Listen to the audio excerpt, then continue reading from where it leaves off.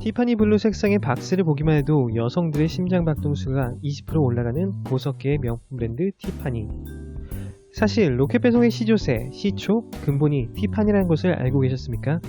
안녕하세요. 저는 초보 유튜버 명박이입니다. 명박, 명품 박스의 줄임말로 브랜드 히스토리, 제품 리뷰, 할인 정보 등 명품에 대한 모든 것을 소개하는 채널입니다. 바둑이같이 제 채널을 방문해주시는 모든 분들을 반겨드리는 명박이가 되겠습니다. 명박의 첫 번째 영상의 주제는 티파니 & 코의 브랜드 히스토리입니다. 티파니의 설립자 찰스 루이스 티파니는 1812년 미국 동부 보스턴 옆 동네 킬리니 타운에서 태어났습니다. 찰스 루이스 티파니는 15세 때부터 아버지의 잡화점에서 일을 시작했고 25세가 되던 1837년 아버지로부터 투자받은 돈 $1000를 가지고 뉴욕 맨하튼 브로드웨이에 문구류와 선물, 펜시용품, 일본과 중국으로부터 수입한 골동품 등을 판매하는 작은 매장을 열었습니다. 첫날 매출은 4불 98달러였습니다. 현재 가치로는 133달러, 현재 환율로는 16만원 정도로 나쁘지 않은 스타트를 끊었습니다. 티파니는 학교 친구인 존 버넷 영과 동업했기 때문에 매장 이름은 티파니 영 앤 앨리스였습니다. 티파니는 뉴욕 맨하튼에서 사람들을 관찰하던 중 기가 막히게 돈 냄새를 맡았습니다.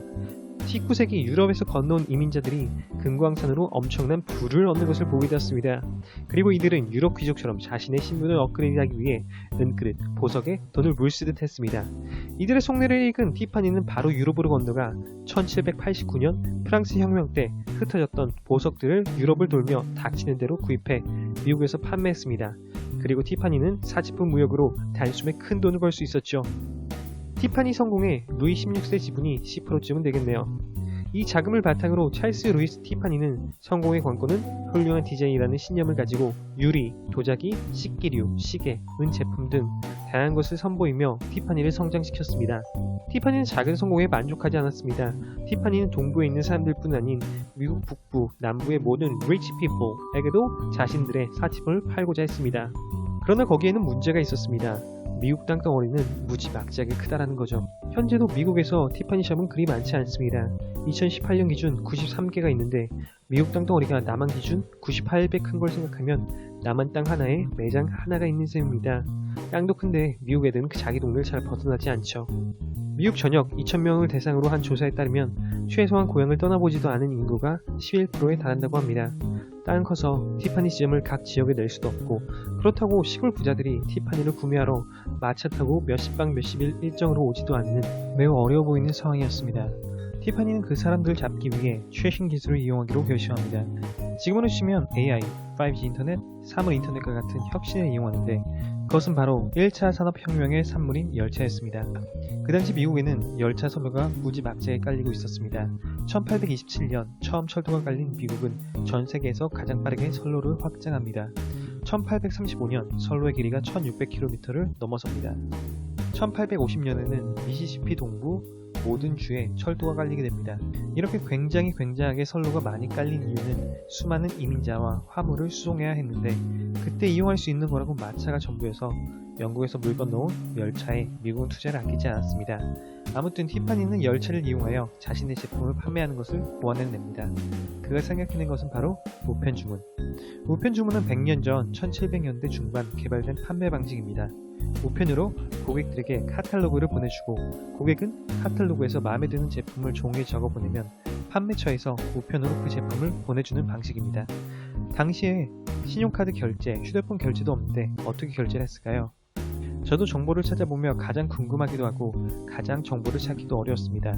영문 자료를 찾아보니 우편에 자신이 원하는 제품을 적은 종이와 함께 한국식으로 얘기하면 수표, 정확하게는 머니 오더, 포스tal 노트 등을 함께 넣어서 보내주면 되었습니다. 머니 오더와 포스tal 노트는 은행 혹은 우체국에 가서 자신이 사고자 하는 금액만큼의 돈을 우체국이나 은행에 대납하는 방식입니다. 그리고 은행, 우체국에서는 그것에 대한 증명서를 발급해주는데 그 종이를 주문서와 함께 보내면 티파니에선 그 종이를 가까운 우체국, 은행에서 결제 대금을 환급받고 제품을 발송해주는 시스템입니다. 티파니는 이 우편 주문 방식의 핵심을 카탈로그라고 생각했습니다. 그리고 특별한 이름을 붙여주죠. 블루북이라고요. 시골에 사는 사람들도 이제 블루북만 있으면 미국 어디에서든지 티파니 제품을 구매할 수 있었습니다. 지금의 쿠팡맨들이 로켓 배송을 다니듯 1800년대 중반 열차는 미국 곳곳을 다니며 티파니의 은식기, 보석 등을 실어 날랐습니다. 획기적인 유통 방식으로 미국 사치품 시장의 절대 강자로 떠오른 티파니에게 좋은 소식 하나가 더 들려옵니다. 프랑스 혁명으로 재미를 봤던 티파니, 꿈과 희망의 나라 프랑스가 다시금 티파니 돈 벌라고 으쌰으쌰 2월 혁명을 일으킵니다. 1848년 루이 필립스 1세 프랑스 왕은 영국으로 망명하고 많은 프랑스 귀족은 미국으로 건너왔습니다. 물론 프랑스 왕가의 징대한 보석도 함께였죠.